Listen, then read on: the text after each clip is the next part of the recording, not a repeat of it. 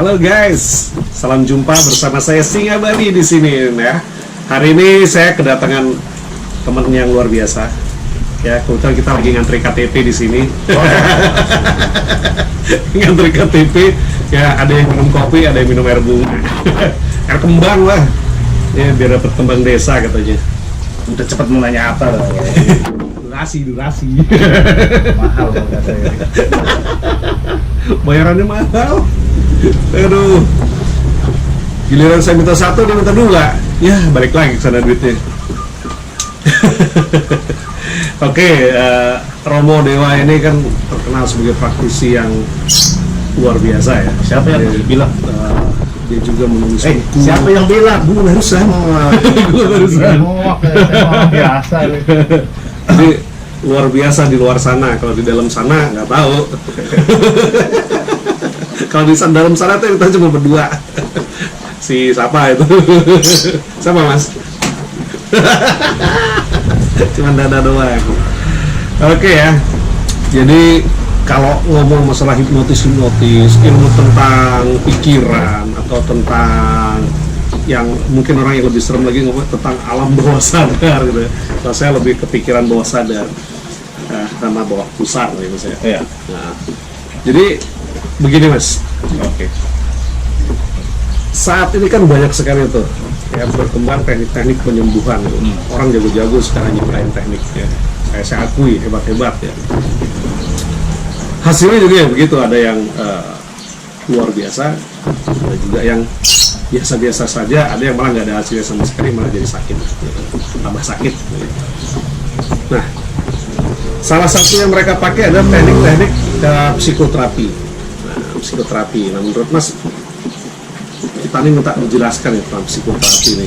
Ada psikoterapi yang modern, ada yang tradisional. Nah, menurut Mas, iya nih psikoterapi ini untuk diaplikasikan dalam kehidupan yang kayak sekarang ini.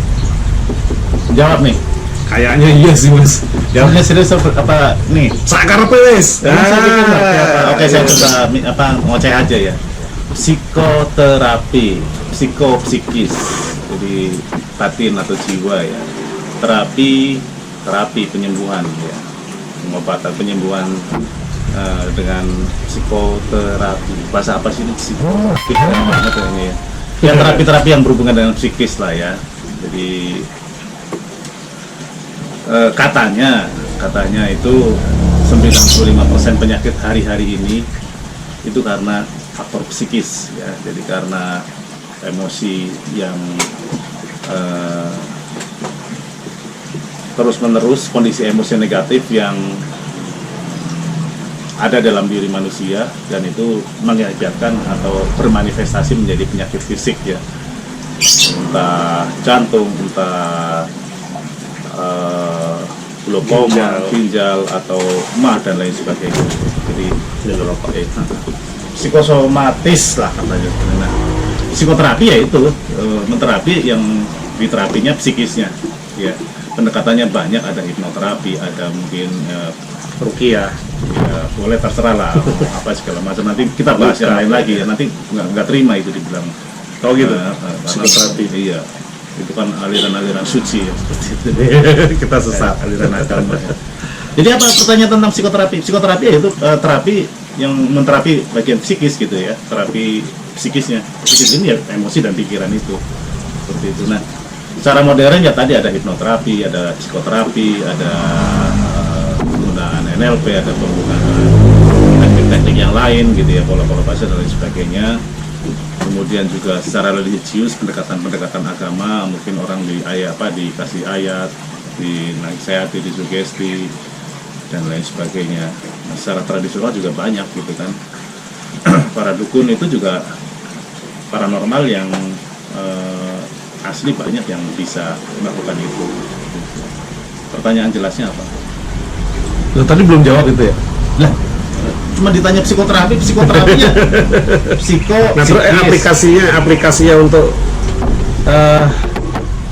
kehidupan ya, modern banget kan sekarang, orang hampir nggak percaya Mas dengan hal-hal semacam itu ya. Psikoterapi katanya hanya dengan hipnosis. Orang percaya hipnosis saja masih setengah-setengah Mas sampai detik ini.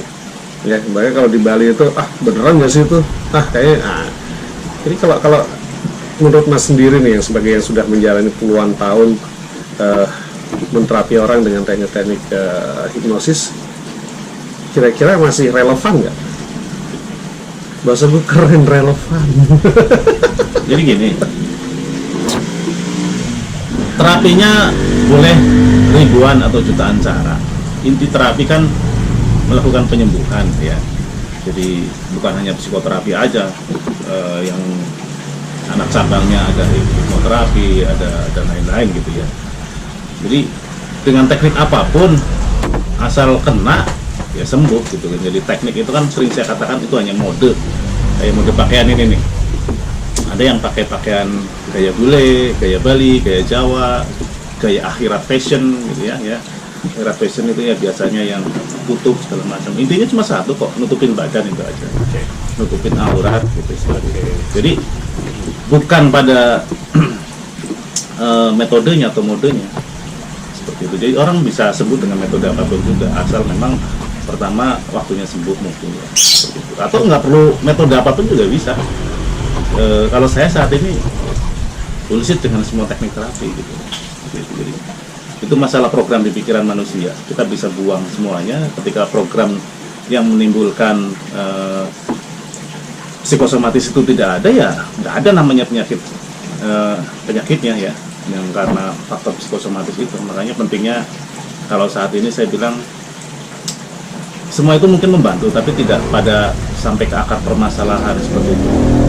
Di monggo-monggo aja. Saya jawab nggak sih? Kayak amat lah, yang penting diwawancarai. Yang penting ngevlog bro. Ngevlog. Gak usah subscribe nanti ya. Subscribe, dia ada banyak sekali manfaat. Jadi video ini saya bahkan banyak belajar sama beliau. Kalau secara ilmuwan kalah saya. Bohong. Biasa merendah. Enggak gitu. Nah kemudian gini, Mas Romo. Manggilnya Mas Romo ya. Asu kan. Jadi sekarang ini kan juga banyak nih katanya kalau untuk psikoterapi itu mereka menggunakan psikoenergi. Ya ini keren sebenarnya gitu, psikoenergi. Tapi sebenarnya sih psikoenergi udah zaman dulu sih sudah sering dipakai sama biksu-biksu ya. Kemudian pendeta-pendeta dan lain sebagainya ya. Salah satu contohnya mereka dengan melakukan gerakan-gerakan tertentu di alam nafas, kemudian begitu misalnya terus ya gini. Orang-orang ke diskotik itu juga dia tanpa dia sadar dia membangkitkan energi psikoterapinya gitu loh. Karena digodek-godek begini jadi merasa tenang dan damai gitu kan. Jadi terserah lah bagaimana caranya. Menurut Mas ya, tentang energi psikoterapi ini gitu. Itu bagaimana gitu kan? Psikoenergi. Iya psikoenergi.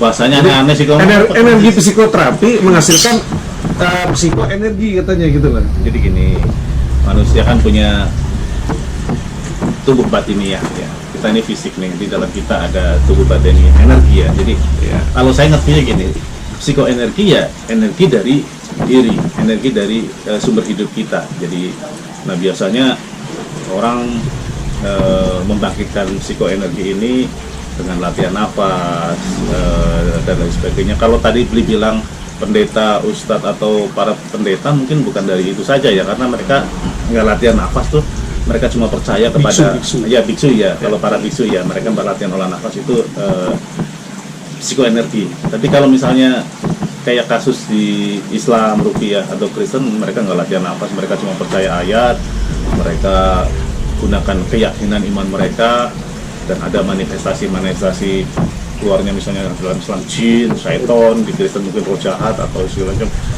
Itu kalau mereka sendiri percaya bahwa itu karunia ya. Jadi karunia. Orang-orang Islam tertentu yang percaya itu bisa melakukan ruqyah dengan ayat-ayat tertentu. Orang-orang Kristen tertentu dengan menyebut nama Yesus atau menggunakan darah Yesus atau pertolongan Roh Kudus, mereka bisa melakukan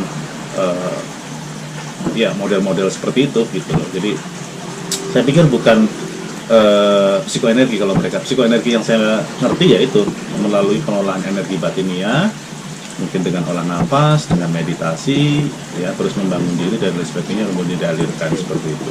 Ya, karena beberapa buku yang saya baca, mereka mengatakan bahwa ayat-ayat tertentu atau firman-firman tertentu ketika dibacakan, dia akan menggetarkan energi dalam diri. Ya, nah, energi dalam diri inilah yang muncul untuk penyembuhan, ya, memerintahkan tubuh untuk melakukan suatu kesembuhan. Ini yang mereka anggap sebagai psikoenergi itu, Mas, gitu kan. Jadi itu nggak ini juga. Kalau ya? saya nggak begini. Fenomena ruqyah, fenomena pelepasan di Kristen sudah saya sering lakukan tanpa menggunakan kedua keyakinan itu. Jadi intinya apa sih itu gitu ya? Ya, misalnya begini, orang di ruqyah atau orang di pelepasan secara Kristen itu kan dalam kondisi tertentu. Ada orang yang dipercaya punya otoritas, mungkin dia dipilih Allah, dipilih Roh Kudus atau apa, dan orang itu yakin. Lebih ke keyakinan gitu. Lebih pada keyakinan. Kemudian kalau mereka sendiri merasa punya karunia. Jadi ada sebuah kondisi tertentu, mungkin musik tertentu, suasana tertentu, bau-bauan tertentu. Jadi itu semua menginduksi, mengkondisikan sehingga akhirnya bermanifestasi tuh dalam bentuk mungkin muntah-muntah, apa jatuh atau ngomong yang aneh-aneh dan lain sebagainya. Tapi mungkin itu cuman gejala psikologis saja ya. Jadi semua itu karena manifestasi pikiran aja. Itu gitu, tapi memang kita juga tidak menutup kemungkinan adanya entitas lain ya, entah itu karena faktor genetika yang ada di dalam diri atau mungkin karena perjanjian-perjanjian dengan entitas-entitas lain seperti itu ada juga seperti itu. Ya dari pengalaman saya, gitu, penjelasan ilmiahnya nggak usah diilmiahkan lah, kan semuanya nggak harus diilmiahkan seperti itu. Ya. Nanyanya yang bagus-bagus itu loh, terus. Oke, jadi gini guys, kenapa saya bahas tentang psikoterapi dan psikoenergi ini ya? Karena banyak sekali yang tanya, gitu, banyak yang tanya. Sebenarnya kalau kita pergi ke dukun itu dikasih air putih aja itu sebenarnya cuma sugesti aja apa gimana sih? Nah, seperti itu ya. Nah, sebenarnya salah satu teknik penyembuhan seorang Balian ya itu dia dengan menggunakan media air atau air dan bunga seperti ini juga ditambah dengan asap. Nah, itu menarik. Jadi gini, kalau kita sudah dianggap sakti, dulu saya sering melakukan begini. Saya punya namanya, sebentar, saya garis bawahi dianggap sakti gitu ya. Pertama itu ya, ada sakti beneran juga ada, ya, namanya sakti kone. Jadi dulu saya punya namanya teknologi puluhan tahun yang lalu, manusia listrik. Ya, jadi saya bisa nyetrum segala macam. Itu rahasianya pakai sepatu listrik, teman-teman. Jadi bisa dibeli di mana-mana lah. Sehingga juga sakti dengan logika. Nah, orang awam ketika melihat air itu suruh nespen nyala, itu ada sugesti. Ketika diminum sembuh.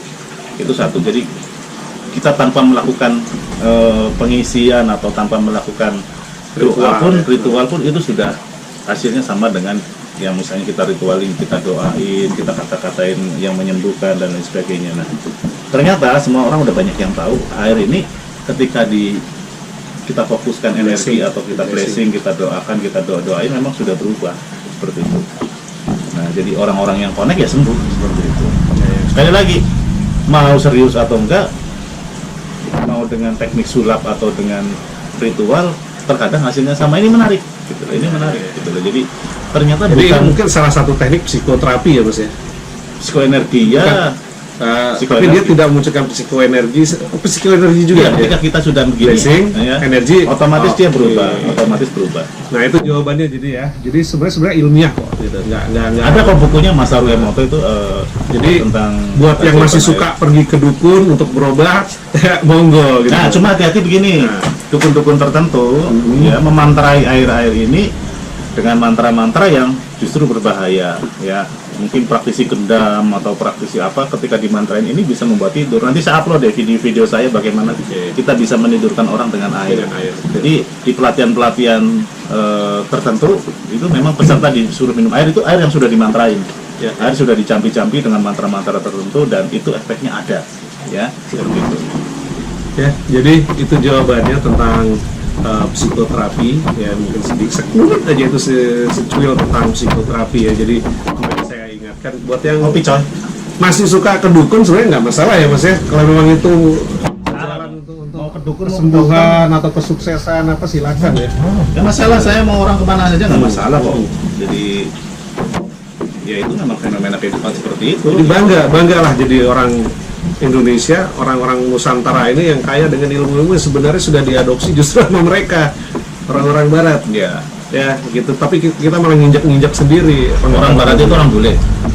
Buleleng nanti jadi sama saya. Orang bule itu bisanya pintarnya cuma satu kok, bahasa Inggris. Bahasa Inggris doang ya. Bahasa Inggris cuma. Kita yang susah nggak bisa bahasa Inggris ya.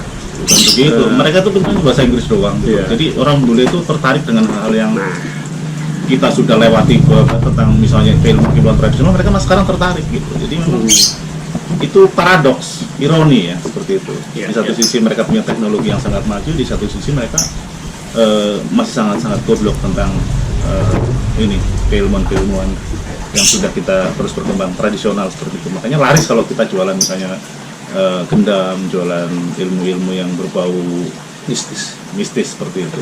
Tapi nggak semua bule seperti itu kok. Ya. Tapi cuma satu sih, orang bule itu pintarnya cuma bahasa Inggris doang gitu aja. Sama mereka punya pemikiran yang maju bagaimana mengembangkan teknologi dan lain sebagainya. Lebih realistis. Hukum-hukumnya juga lebih bagus di negara-negara bule ya. Nggak kayak kita kan memang orang teman saya Belanda mengatakan Indonesia ini seperti 400 tahun yang lalu di Belanda. Bayangin aja, kita ketinggalan luar biasa. 4 abad. Jadi takon apa neng? Nah ini yang lagi mas menarik ya. Jadi 10 tahun yang lalu ketika masih di dunia pembelajaran hipnosis, masih kita usia pertumbuhan dulu mas ya. Saya salah satu mungkin praktisi yang mempertahankan tentang pentingnya olah nafas, ya kan, olah nafas itu. Nah, kalau ternyata tadi dari penjelasan mas bahwa energi psikoterapi itu bisa dilatih dari olah nafas, olah batin, psikoterapi menghasilkan psikoenergi tadi itu. Ya nggak begitu dong. Psikoenergi untuk psikoterapi. Oke, balik kita balik ya. Menurut Romo gitu ya, penting nggak tuh? Ini saya semuanya menurut Romo aja, kalau menurut yang lain nggak ada soalnya. Seorang praktisi hipnosis itu kan sekarang cukup dengan sugesti aja selesai, ya kan? Bahkan energi yang dihasilkan dari hipnosis aja itu sudah cukup ya. Jadi gini, itu tuh menurut Romo gimana? Perlu nggak kira-kira seorang praktisi hipnoterapi belajar juga olah nafas itu? Jadi gini, hipnotis tanpa olah nafas saja sudah menghasilkan keajaiban gitu. Tentunya akan lebih powerful lagi, lebih ajaib lagi ketika praktisinya memiliki psikoenergi yang luar biasa dengan misalnya latihan nafas dan lain sebagainya. Jadi bisa nolong orang tapi sakit itu lucu loh. Maksudnya praktisinya justru yang sakit. Iya, banyak praktisi itu sakit seperti itu. Itu lucu. Jadi, dengan pengolahan psikoenergi dalam diri melalui olah nafas, melalui meditasi, melalui afirmasi, melalui latihan yang berdisiplin itu menghasilkan benteng iya, pertahanan imun juga, kemudian juga konsentrasi energi yang luar biasa seperti itu. Jadi, kadang-kadang memang komunikasi verbal itu terbatas ya. Jadi verbal kan hanya bisa diterima oleh indera ya, dan sebagainya. Jadi ada cara komunikasi di mana tidak lewat verbal, yaitu dengan tadi batin ya, atau energi atau apalah seperti itu, niat dan lain sebagainya. Jadi saya pikir penting. Orang-orang yang menganggap tidak perlu ya nggak apa-apa seperti itu kan. Mereka juga kan sesuai kadar masing-masing, sesuai kadar masing-masing. Jadi cuma kalau dari pengalaman saya penting karena tidak semua orang juga suka dengar kata-kata. Ada yang suka dengan pendekatan tradisional, pendekatan psikoenergi ya, seperti itu kira-kira. Ya kalau sebagai contoh aja ya tentang olahraga, orang dulu berolahraga cukup dia merasa dirinya berolahraga aja gitu. Tetapi ketika taruh ini olahraganya bela diri gitu ya, mereka nyolah dengan pusat latihan fisik saja mereka masih sudah sangat kuat. Nah ternyata praktisi olahraga ini ada juga yang merasa saya belum terlalu kuat nih ya, mereka akhirnya melatih olah nafas dan itu terbukti ya, juara-juara MMA itu 90% pasti berlatih olah nafas. Berarti kan olah nafas ini juga menimbulkan power yang lebih ya. Mungkin itu juga yang bisa nanti dipergunakan oleh para hipnoterapi atau penghipnotis ini untuk menjadi lebih powerful. Itu yang saya. Berarti juga kalau menurut Mas juga ini mereka perlu nggak belajar lebih mendalam lagi tentang ini Mas, meditasi. Karena ini kan meditasi ini kadang-kadang waktu pengalaman saya di Jakarta itu agak sedikit sensitif gitu ya, agak sedikit sensitif karena dianggap meditasi itu adalah ajaran Hindu apa dan lain sebagainya gitu.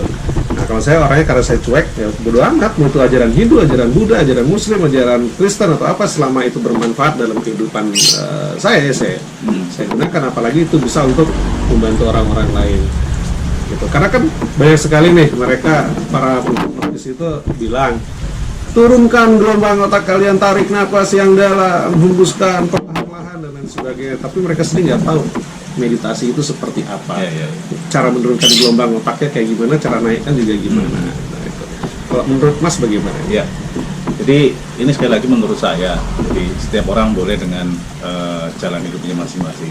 Kalau bagi saya meditasi, olah nafas, masuk ke dalam keheningan, berdiam diri itu bagian daripada proses membangun diri ya.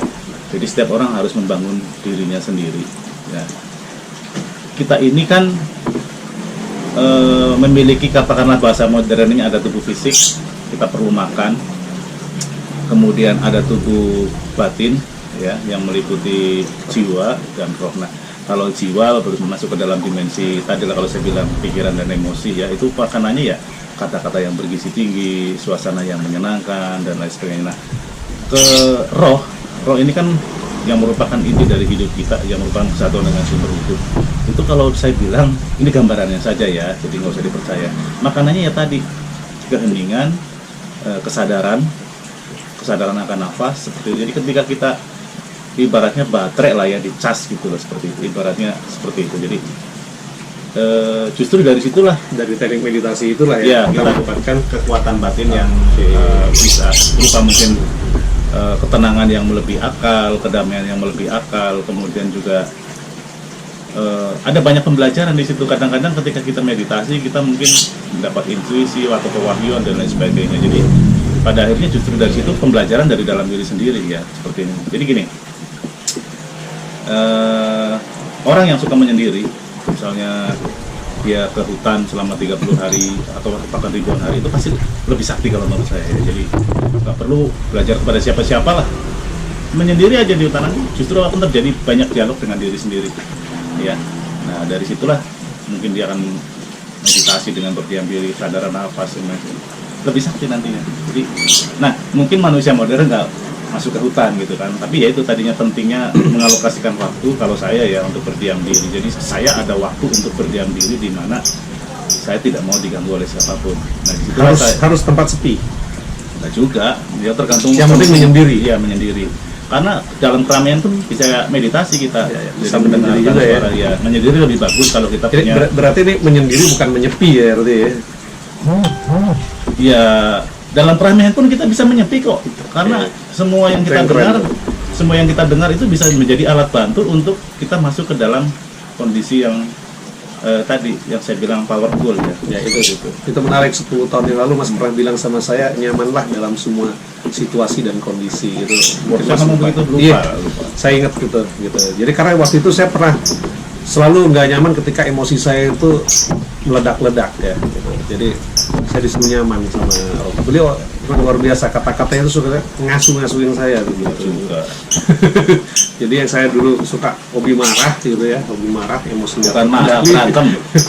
Jadi disuruh nyaman. Jadi kalau ada orang menghina atau ngomong yang sedikit tidak menyenangkan hati, saya disuruh nyaman dengan itu gitu. Istilahnya apalah itu nggak ngerti, pokoknya nyaman dalam semua situasi dan kondisi. Tapi itu bekerja dengan baik ya di dalam diri saya gitu. Setelah sekian tahun itu saya mencoba untuk nyaman dalam setiap situasi dan kondisi, termasuk dalam kondisi saya nggak punya duit, saya nyaman saja gitu, karena saya meyakini kita dipelihara oleh semesta ini ya. Jadi nggak mungkin kita, selama kita masih mau bergerak pasti ada jalan keluarnya. Nah itu mungkin bahasnya ke sana. Mas, tadi saya sebenarnya tertarik dengan istilah pewahyuan lebih, Mas. Nah, pewahyuan ini Kan banyak orang takut nih Mas pergi ke hutan sendiri, bukan takut karena apa namanya, takut dengan binatang buasnya atau ular dan lain sebagainya. Dia justru takut ketika di sana mereka bermeditasi atau menyendiri, justru yang mereka dapatkan istilah yang seremnya itu kan, yang mereka dapetin justru bisikan-bisikan setan. Ya. Nah, ini apa menurut Mas gitu ya, untuk orang yang mau menyendiri ke dalam hutan atau ke tempat-tempat sepi atau justru di keramaian, apa nih yang perlu mereka persiapkan, Mas? Sehingga mereka dapat pewahyuan yang benar-benar apa namanya, bermanfaat nantinya. Oke, jadi sebetulnya tradisi ini sejak purbakala sudah ada. Jadi ketika orang mungkin sudah sampai kepada tahap kebingungan yang luar biasa, semesta membimbing orang untuk ke sana, atau mungkin karena sebuah keputusan pribadi karena sudah mengetahui value-nya atau keuntungannya ketika melakukan itu ya. Jadi, untuk memperoleh apapun tujuannya ya, bertapa lah, meditasi segala macam. Yang menarik begini sebelum saya bahas, tokoh-tokoh besar pun seperti Yesus, Nabi Muhammad, atau Siddhartha, siapapun pasti kesana dulu gitu ya. Jadi ada sebuah, enggak, kalau Nabi Muhammad di gua ya. Oh iya, betul. Kalau Yesus di padang gurun itu ya puasanya, saya nggak tahu gitu ya, seperti itu. Jadi dan meditasinya.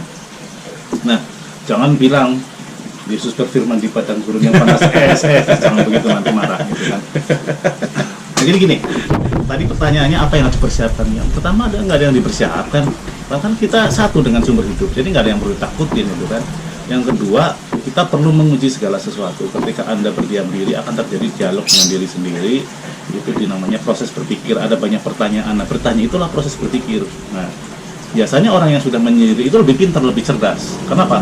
Terhati tuh bertanya, oh kenapa begini, dan sebagainya. Nah, pada saat kondisi tertentu gelombang otak sangat turun, mungkin ada banyak bisikan-bisikan atau pewahyuan ya.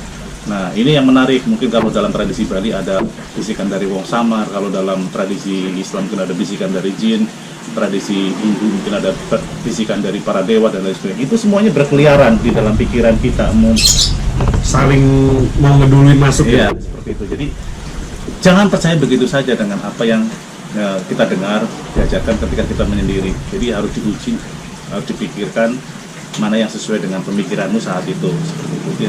Yang kedua, jadi jangan percaya apapun, harus diuji semuanya. Cara ya. ujinya? Cara ujinya sesuaikan dengan hati nuranimu, gitu loh, dengan logika sehatmu, seperti itu. Nah, kemudian kan ada tanda-tandanya. Kalau memang ini spirit atau pemikiran yang baik, pasti akan membuahkan hasil yang baik dalam kehidupan.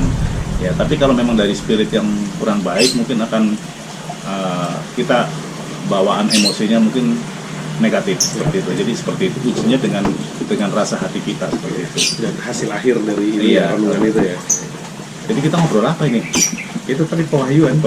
Ya. Ah, Wahyu lagi nonton kali ini. Wahyu. Halo Mas Wahyu. Wahyu jauh amat. Iya. Nah, ya seperti itu. Pewahyuan bisa terjadi kapan saja, di mana saja. Bisa itu dari jadi nggak perlu nyiapin yang aneh-aneh lah ya. Oh. Harus puasa dulu gitu, enggak? Boleh, karena puasa itu kan membantu ya. Puasa Oke. itu sangat berguna juga. Nah, bisa pamit sama istri. Ya, jadi anda yang gendut ya. Gitu. Pamit sama istri, jangan Oke, lupa. Baterainya mau habis, Bli. Ya.